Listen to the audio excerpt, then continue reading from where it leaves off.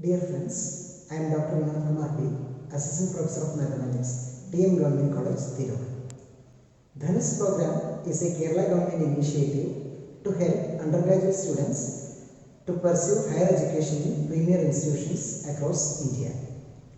Due to the COVID pandemic situations, we are arranging several online lecture series to help the students in their preparations.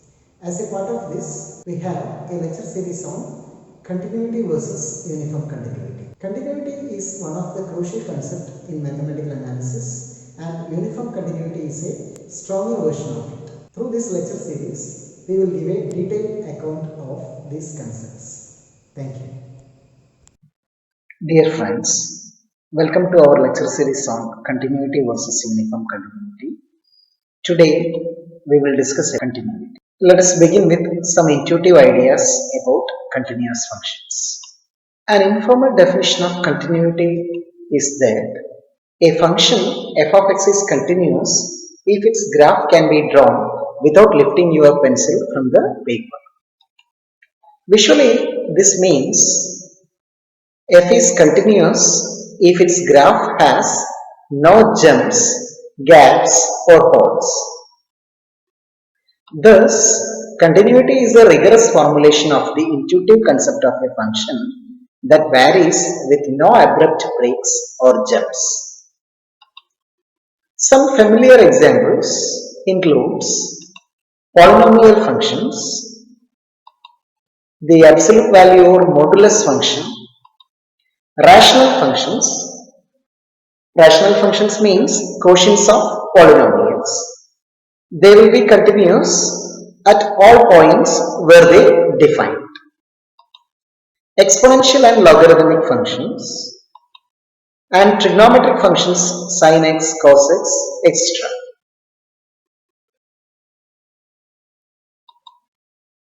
Continuity of a function is sometimes expressed by saying that if the x values are close together, then the y values of the function will also be close.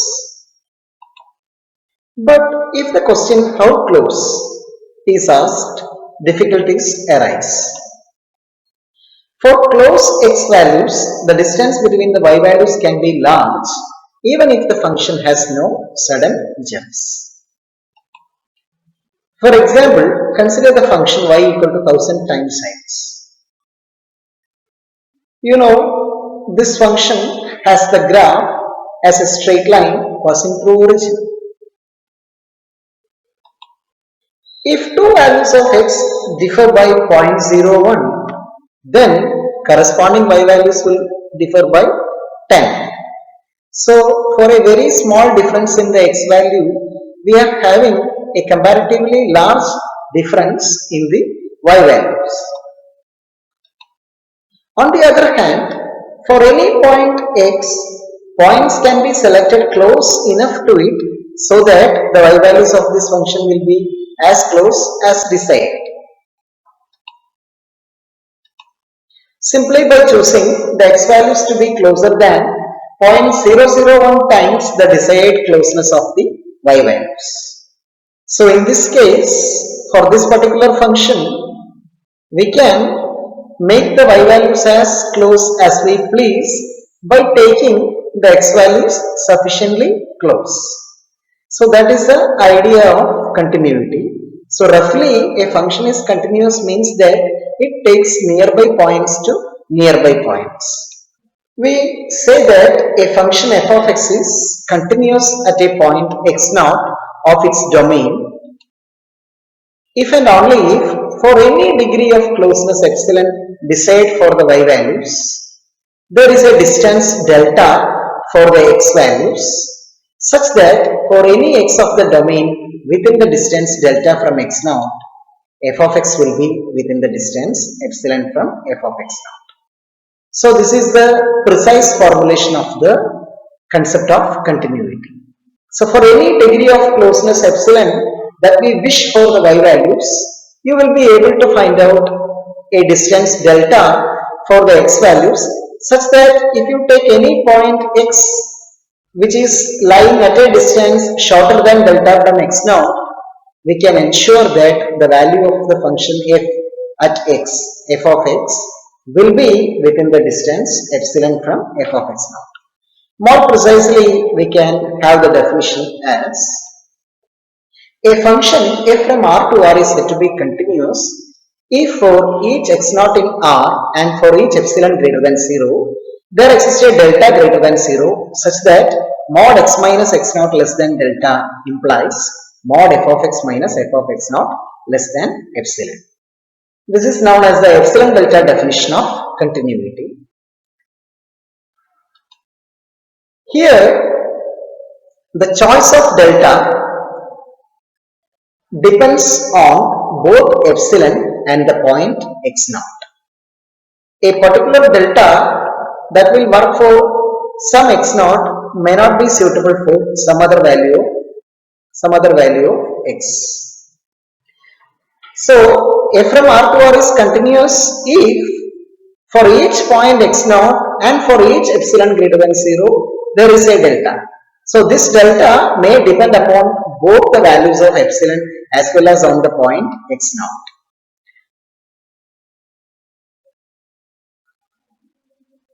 Now remember that for a function to have a limit at a particular point, the function need not be defined there.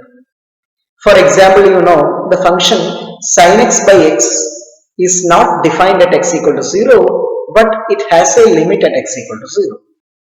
But for a function to be continuous at one point, from the definition, it is clear that the function must be defined there.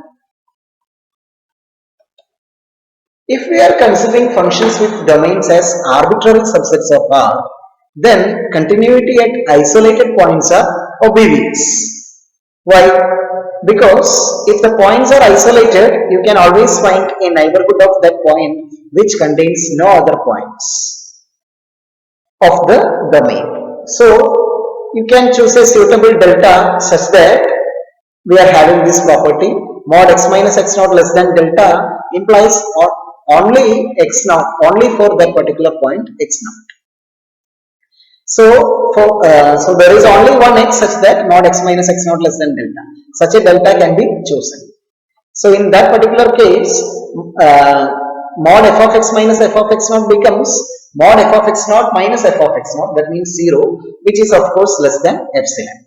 So continuity at isolated points are obvious, and at interior points of the domain we have the same condition like this. Corresponding to any epsilon positive, there is a delta greater than 0 with the property that mod x minus x naught less than delta implies mod f of x minus f of x naught less than epsilon.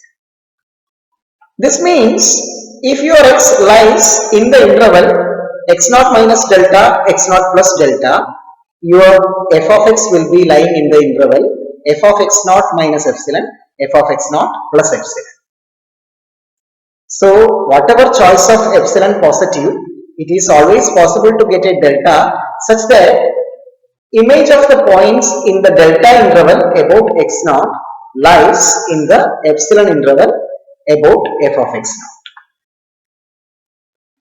So this is the case for any interior point in the domain of definition of the function f. But at endpoints, we note that the function need not be defined on both sides of that point.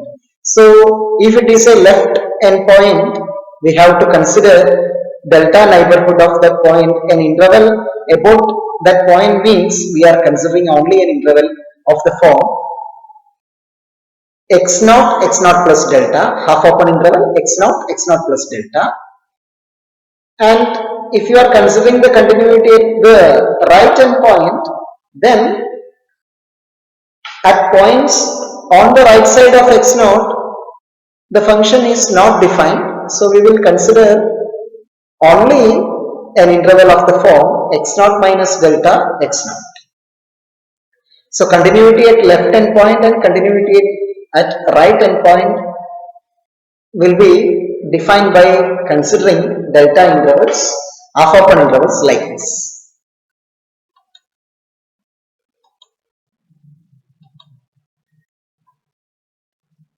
A function f from a subset A of R to R is continuous at some point x naught if and only if f of x naught exists, limit x tends to x naught f of x exists, and limit x tends to x naught f of x equal to f of x naught.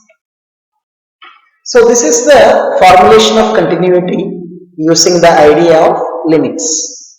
So a function f from a subset A of R to R is continuous at some point x naught if and only if the function is defined at that point, the limit at that point exists, and the value of the limit of that function at that point equals with the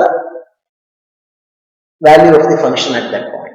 Value of the limit of the function at that point must be equal to f of x naught. That means the value of the function at x naught. And we say that f is continuous on the domain A if it is continuous at every point of A. Some properties can be observed. If f and g are continuous at x equal to x naught, then their sum f plus g, their difference f minus g, kf for some scalar k, that means a scalar multiple of f, and their product fg are continuous at x equal to x naught. The quotient f by g is continuous at x equal to x naught provided g of x naught not equal to 0.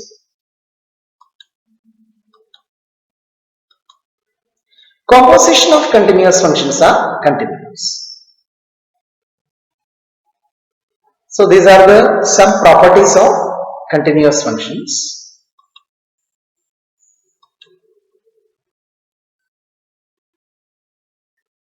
Now let us formulate discontinuity in a precise way. So a function is discontinuous means that it is not continuous there. A function f from A subset of R to R is discontinuous on A if it is not continuous at some point x naught in A. Remember that for a function to be continuous on a set, it must be continuous at every point. So a function is discontinuous on A if it is not continuous at some point x naught in A. We can negate the epsilon delta definition to get discontinuity in a precise way. We say a function f from A subset of R to R is discontinuous on A if and only if there is a point x naught in A and there is an epsilon greater than 0. For every delta positive, there is a point x in A such that mod x minus x naught less than delta and mod f of x minus f of x naught greater than or equal to epsilon.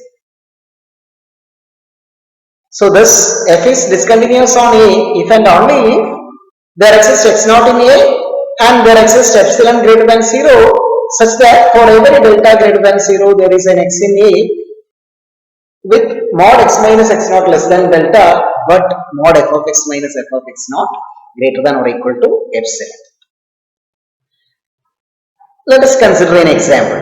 F of x equal to 1 for x greater than 0 and 0 for x less than or equal to 0. If you look at the graph of this function, it is very easy to understand that this function is not continuous at the point 0. Let us try to get a formal proof for the fact that this function is discontinuous at 0. We try to get a proof for this fact for the discontinuity of this function at 0 using this definition of discontinuity in terms of epsilon and delta. Start with a epsilon equal to 1 by 2 and choose delta positive. You take x equal to delta by 2, then we have mod x minus x naught equal to modulus of delta by 2 minus 0, that means delta by 2. Delta is positive, so delta by 2 is less than delta, but mod f of x minus f of x naught will be equal to Here delta is positive, therefore at delta by 2 f of x will be equal to 1 and f of 0 is 0. So you get mod f of x minus f of x naught equal to modulus of 1 minus 0, that is equal to 1, which is greater than or equal to epsilon. So we have identified a particular epsilon for which for any delta positive you are having a point x with the property that mod x minus x naught less than delta, but mod f of x minus f of x naught greater than or equal to epsilon. This shows that this function has a discontinuity at x equal to 0. Now let us discuss another characterization in terms of sequences for continuity. A function f from a subset of R to R is continuous at x naught in A if and only if for every sequence xn in A converging to x naught, we have the sequence f of xn converges to f of x naught. So this is known as the sequential criterion for continuity. So a function from a subset A of R to R is continuous at a point x naught in A if and only if for any sequence xn in A converging to x naught, we must have the sequence f of xn converges to f of x naught. This is an if and only if condition. So in both directions this will work. So if f is continuous at x naught, we have this property. For any sequence in A converging to x naught, we must have f of xn converges to f of x naught. And in the other way, if you have this property for any sequence xn in A converging to x naught, f of xn converges to f of x naught, then f happens to be continuous at the point x naught. Therefore, if you negate this definition, we see that a function is discontinuous at x naught if and only if there is a sequence xn in A such that mod xn tends to x naught, but the image sequence f of xn does not tends to f of x naught.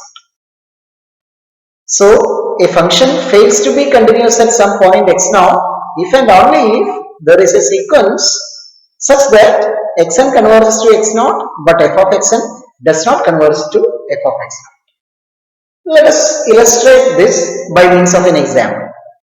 Consider the function f of x equal to 1 by x for x not equal to 0 and 0 for x equal to 0.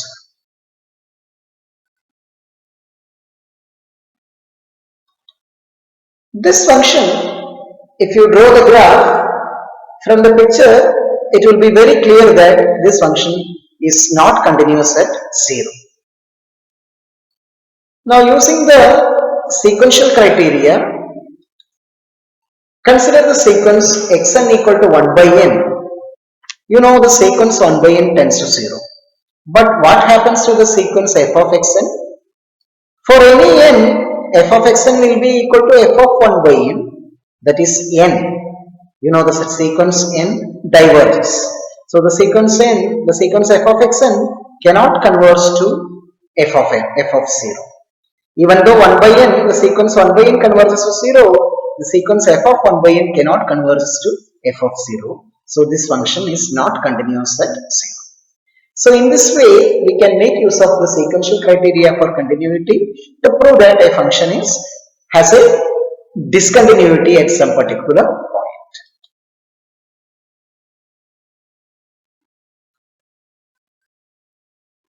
Now, let us classify the discontinuities of a function in terms of limits. So f is discontinuous at x naught in A if, you know, for a function to be continuous at a point, the limit at that point must exist and the value of the limit must be equal to f of x naught. That is needed. So f has a discontinuity at x naught if the limit x tends to x naught from left and the right limit limit extends to x naught from right f of x. Both the left limit and right limit exist, and either this left limit is not equal to the right limit, or the limit, that means both left and right limit are equal, that common value is different from the value of the function. So in this situation, that means either we are considering the case that the function has both the left side and right side limit at x naught, but either they are not equal or they are equal, left limit and right limit are equal, so the limit exists, but the value of the limit is different from the value of the function at that point. So in this type of situation, the discontinuity is known as discontinuity of first kind. Further, if this happens with left limit is not equal to right limit, then that type of discontinuity have got a special name. They are called jump discontinuity. So if a function at some point x naught, left limit and right limit are different, then that type of discontinuity is called jump discontinuity. If both left and right limit are equal, but that common value, namely the limit at that point, is different from the value of the function at that point, then also the function is discontinuous at that point. That type of discontinuity is called removable discontinuity. So this is one case. That means both the left and right limit exists. Now another situation is that discontinuity of second kind, which includes the case that either the left limit or the right limit or both these limits not exists. In that situation, the discontinuity is termed as discontinuity of second kind. Consider the function whose graph is shown. Here at x naught equal to 1, the value of the function is 0. We can observe that as x tends to x naught from left or from right, the limits are going to the value 1. So at this point x naught, the left limit is 1 and the right limit is 1. So both left limit and right limit are exist and they are equal, but it doesn't equal with the value of the function at x naught. Here the left limit of x naught is 1, right limit is again 1, but the value of the function at x naught equal to 1 is 0.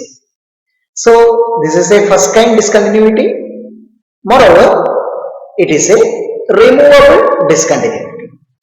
If you redefine the function as at x naught the value is 1, then the function will become continuous.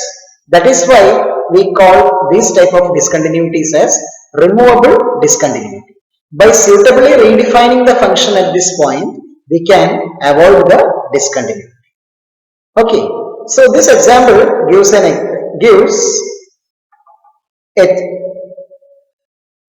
a situation where we have a removable discontinuity. Let us consider another function. This function, the graph shown here is the graph of the signum function. Signum function means it has the value -1 for negative x and +1 for positive x and 0 for x equal to 0. Look at this graph. Here the only possibility for discontinuity is at x equal to 0.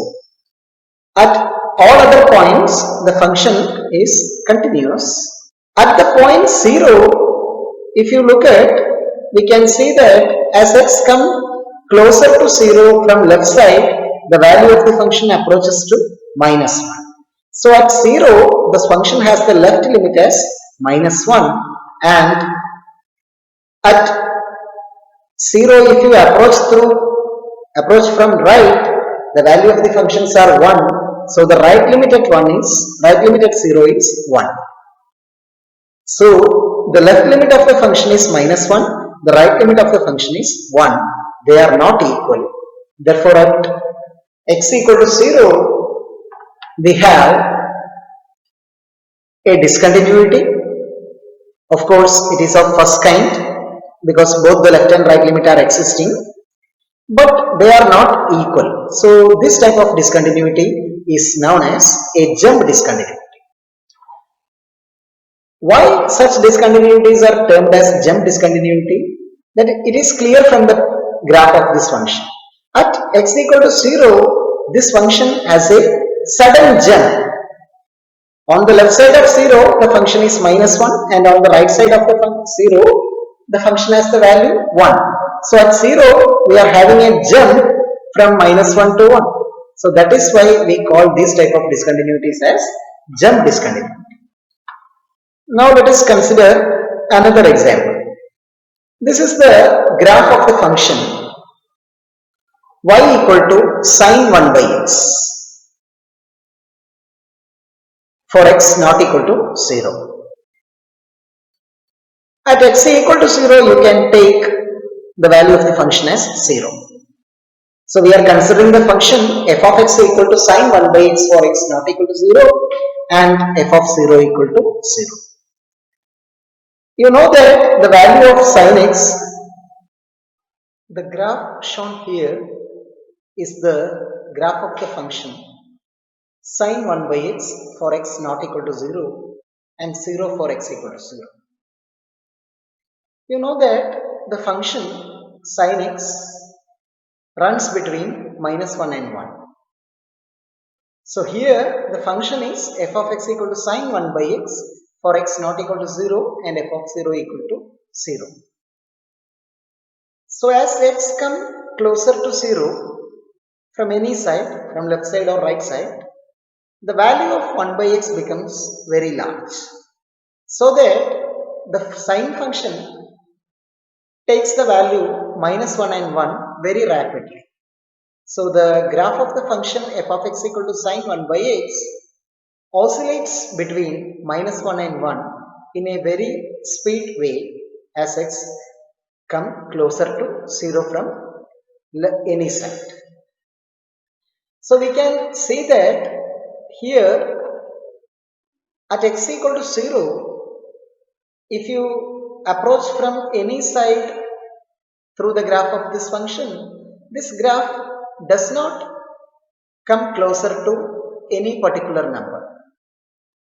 So you can observe that here both the left limit and right limit of the function does not exist. So this is an example for a discontinuity of second kind. At any other point, the function will be continuous because sine 1 by x is a composition of 1 by x and sine function. Sine function is continuous throughout the real line. 1 by x is continuous at all points except 0.